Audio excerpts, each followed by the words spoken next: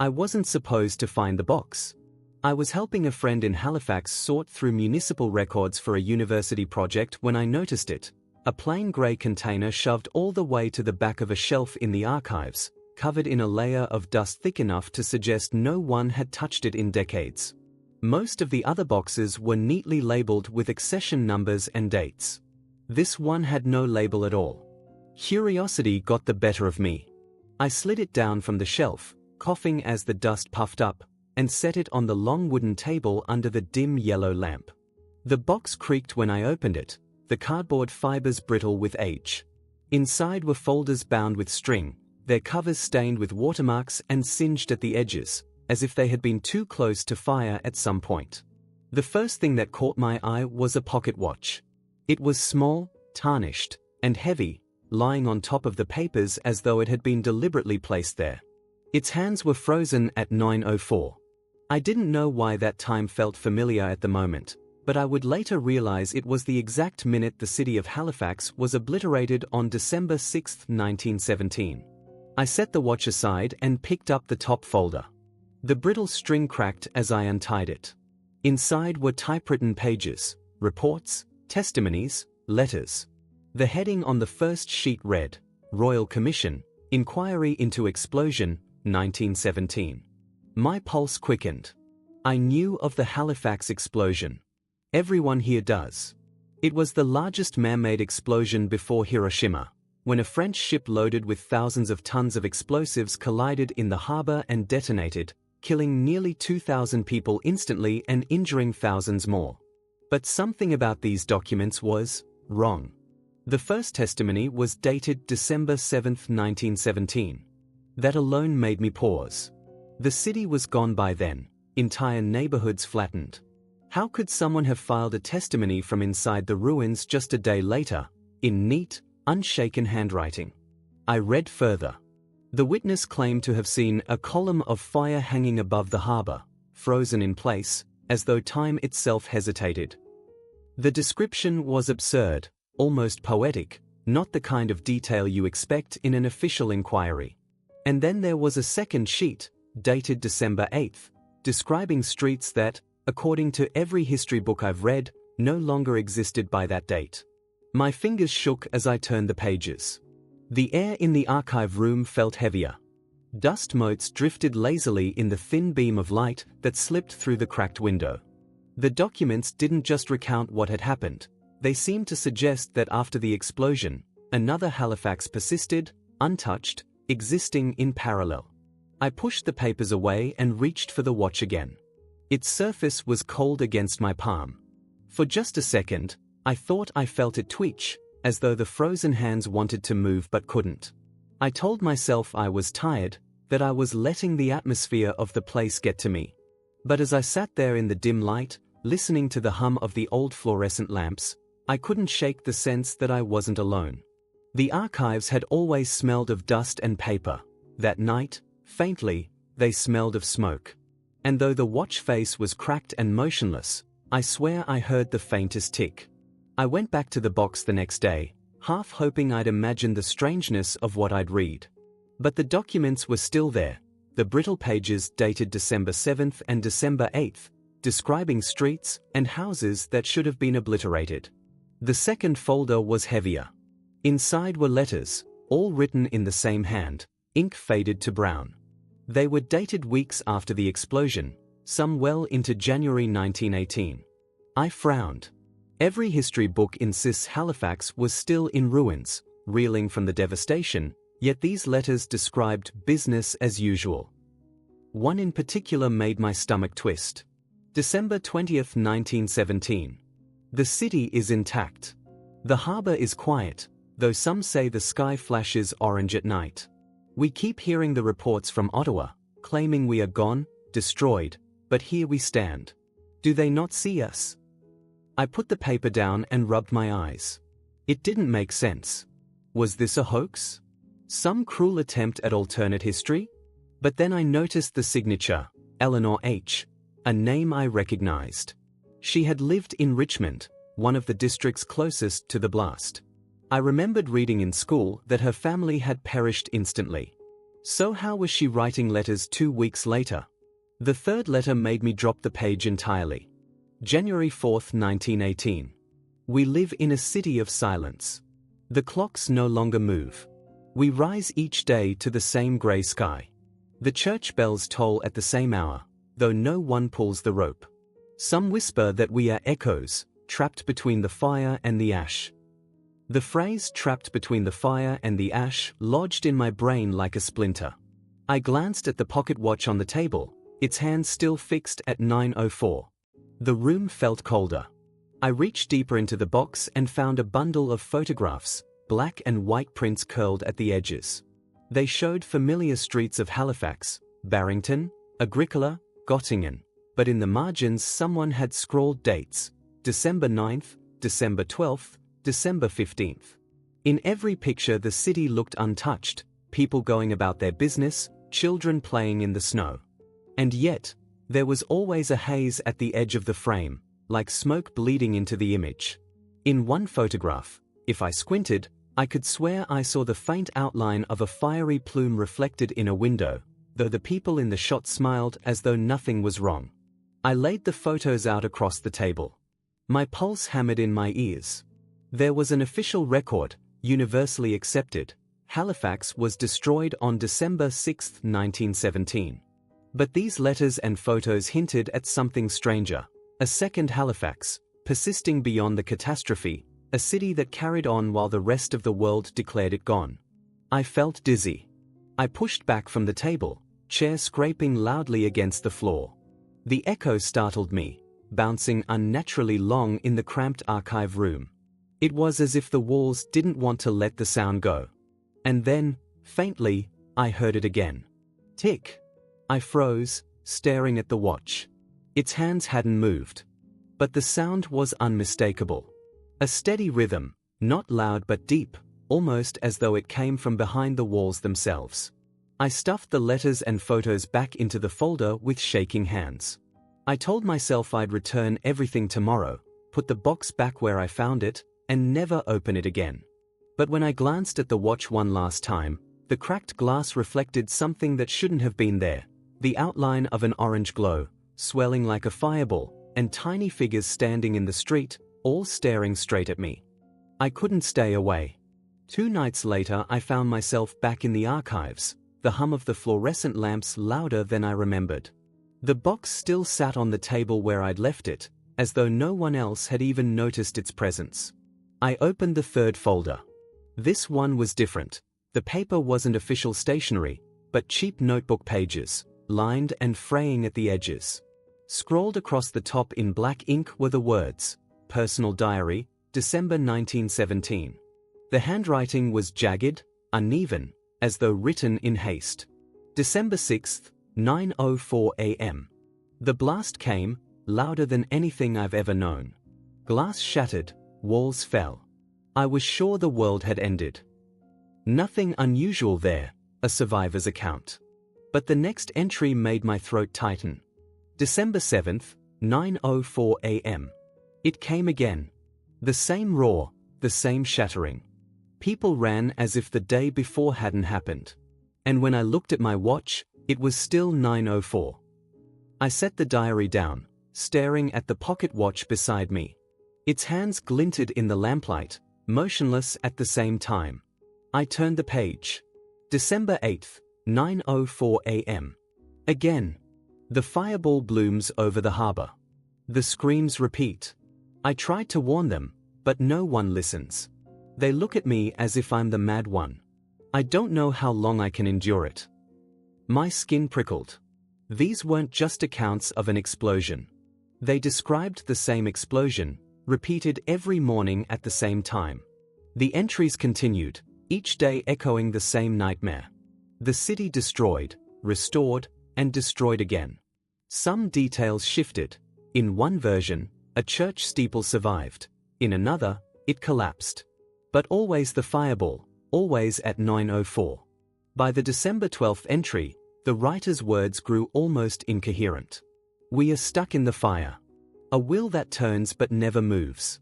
The children play in the snow, but their laughter is the same laughter each day, as if replayed. I see them fall, and rise, and fall again. The sky does not change. The clocks do not change. Only I remember. I rubbed my forehead, trying to process it. Was this a trauma-induced delusion? A trick of memory? Or was it something else entirely? The next entry was dated December 20th. I found others. Not many, but enough. We gather in the church basement each morning, waiting for the blast. We all hear it, feel it. Some say we are echoes. Some say we died already. I no longer know which is true. I flipped through the remaining pages with trembling fingers. The handwriting deteriorated into jagged scratches. The final legible line chilled me more than the rest. It will happen again tomorrow. And tomorrow. And tomorrow. Until someone remembers. I shoved the diary back into the folder, my pulse racing. The room felt charged, as though electricity hummed in the air. Then the lights flickered. Once. Twice. The faint smell of smoke seeped into the archive again, stronger this time. I glanced at the watch. Still 9:04. But then, from somewhere deep in the walls, came a muffled rumble. A low vibration that rattled the glass in the cabinets. For a heartbeat, I thought I saw the shadow of an orange glow spill across the shelves. And when it faded, the hands of the watch had shifted. Just once. A tiny twitch forward, then frozen again. I should have stopped. I should have sealed the box, left the archives, and never returned. Instead, I stayed. The hum of the fluorescent lights seemed louder now, like a distant engine. The faint odor of smoke had not left the room. I pulled another folder from the bottom of the box, thicker than the rest. Inside were photographs, telegrams, scraps of paper that looked torn from journals. One item slid free and landed on the table with a soft metallic clink. It was another pocket watch, nearly identical to the one I had already found. But this one wasn't frozen at 9:04. Its hands read 3:17. On the back, someone had scratched a date, March 1920. I frowned, running my thumb over the engraving. If the watch had been marked years after the explosion, what was it doing in this collection? I flipped through the accompanying pages. The first was a telegram, barely legible. Explosion sighted Halifax, stop fireball hung over Harbour stop city still standing stop. The date on the telegram was March 1920, nearly 3 years after the disaster. Another document was a photograph. It showed Barrington Street, familiar from dozens of history books. But the storefronts were intact, windows unbroken, snow fresh on the sidewalks. The date written on the back was March 1920, same as the telegram. And at the very bottom, in pencil, a line, it repeats. I swallowed hard, the sound loud in the quiet room. Could it be possible? Could the cycle have continued years after 1917? I shuffled through more scraps. Notes scribbled in the margins of newspapers, references to the fireball at 9:04.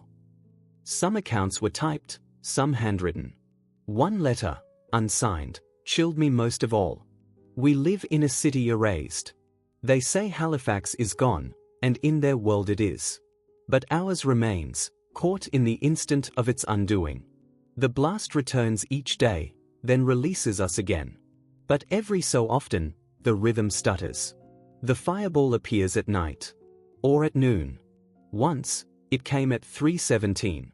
Time is slipping. We are slipping. I set the letter down. My eyes drifted back to the second pocket watch, still locked at 3:17. The floor beneath me shuddered, faint but distinct. A vibration, as if something vast shifted beneath the city. The lamp on the table trembled. I gripped the edge of the table, breath shallow. My rational mind scrambled for explanations. Construction, a passing truck, even an earthquake. But the archives were silent. No footsteps, no traffic outside. Just me, the dust, the smell of smoke. And then came the sound. A deep, low roar, faint at first but growing. I pressed my hands against the table as the photographs quivered. The watch slid an inch across the wood. The roar cut off abruptly, leaving silence so heavy it felt like the air had thickened. I picked up the photograph again. My hands shook. In the window of one of the buildings, a reflection. Not of the street, not of the snow, but of a towering orange fireball blooming upward, frozen in glass. I dropped the photo. My pulse hammered in my throat. 2 watches. 2 times. 2 explosions.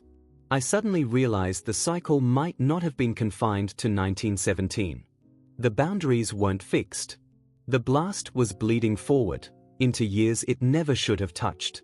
And if it had reached 1920, what was stopping it from reaching me now? By the time I returned home that night, I couldn't shake the sensation that something had followed me out of the archives. The smell of smoke clung to my clothes. My ears still rang with the phantom roar I'd heard underground. Even in my apartment, miles away from the harbor, I kept glancing at the clock on the wall, waiting for the hands to twitch to 9:04. I barely slept. Every time I closed my eyes, I saw the photographs laid out across the table, the frozen images of Halifax carrying on as though nothing had ever happened.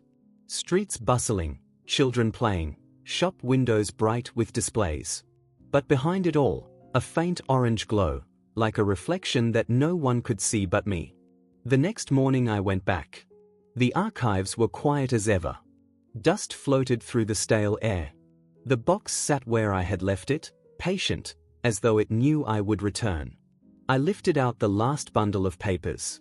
Inside was a thin ledger, its cover blackened at the edges, the binding warped as though it had survived a fire. The pages inside were brittle, but the ink was still visible. The first entry was dated December 6, 1917. Then December 7th. Then December 8th. I flipped ahead. The entries went on for weeks. Months.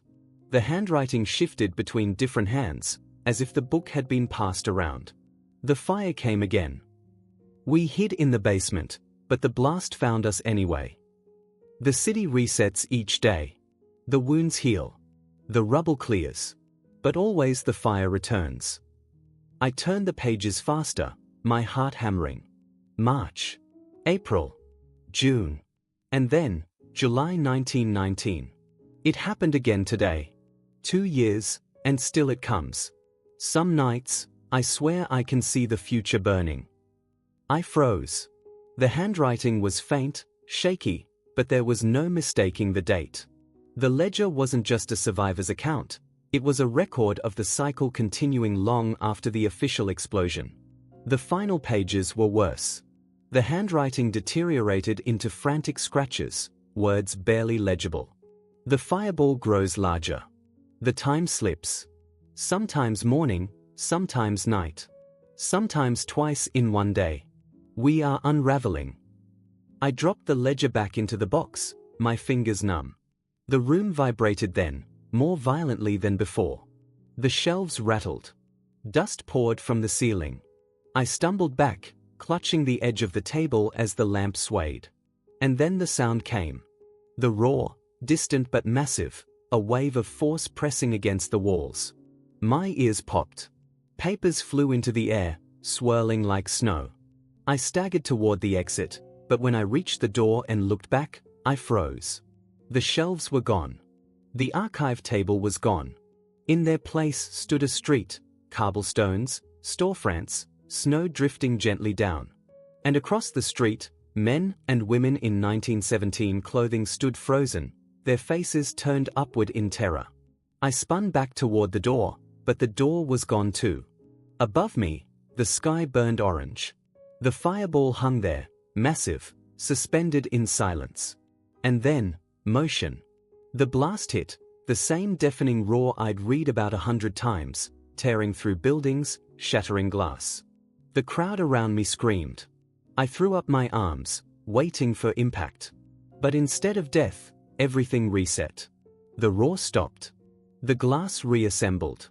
The people stood whole again, turning upward in unison, eyes wide, as if nothing had happened.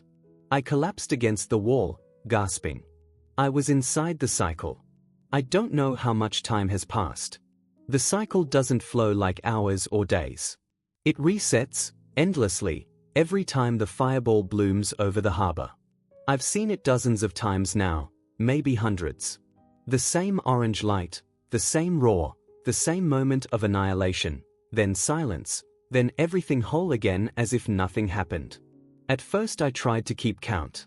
I marked the resets by scratching lines into a brick wall. But each time the cycle began again, the wall was clean. No marks. No record. Only my memory. Others are here. I see them in the streets. Men, women, children in 1917 clothing. They laugh, they cry, they shop at the markets. But when the fireball comes, they all look up in unison, eyes wide, mouths open in a scream I never quite hear before it's swallowed by the blast. Then they resume their lives as though nothing happened. Some of them glance at me strangely, though. A flicker of recognition, a hesitation, as if they know I don't belong here. I've spoken to one man, briefly. He whispered that he remembered too, that he had been trapped since the first day. His eyes were wild, his hands shaking. Before I could ask more, the fireball came again, and when the world reset, he was gone. The pocket watch is still in my hand. Its face is cracked, the hands frozen at 9:04. No matter where I stand in the city, no matter how many times the cycle repeats, it remains locked in that instant. Sometimes I think it's the only thing tying me to the world I left. But then I remember the second watch, the one frozen at 3:17. If the cycle can shift, if the explosion can slip into other hours, into other years, then maybe it isn't confined here. Maybe it's spreading outward, through time itself, pulling in anyone who comes too close. What if the archives were never meant to store records, but to contain them? What if opening that box was the mistake that let the fire leak through? I've stopped searching for an exit. Doors, windows, alleys, they all lead back to the same streets. The same fire. The same silence after. And yet, sometimes, in the brief calm between resets, I hear something different. Not the hum of lamps or the crackle of fire, but the faint turning of pages, the scrape of a chair against the floor. As if someone else is in the archive now, opening the box, touching the watch. Maybe they'll find the same letters, the same photographs. Maybe they'll hear the same ticking I once thought I imagined. And maybe, when the fire comes again, they'll join me here. I don't know if that thought comforts me, or terrifies me.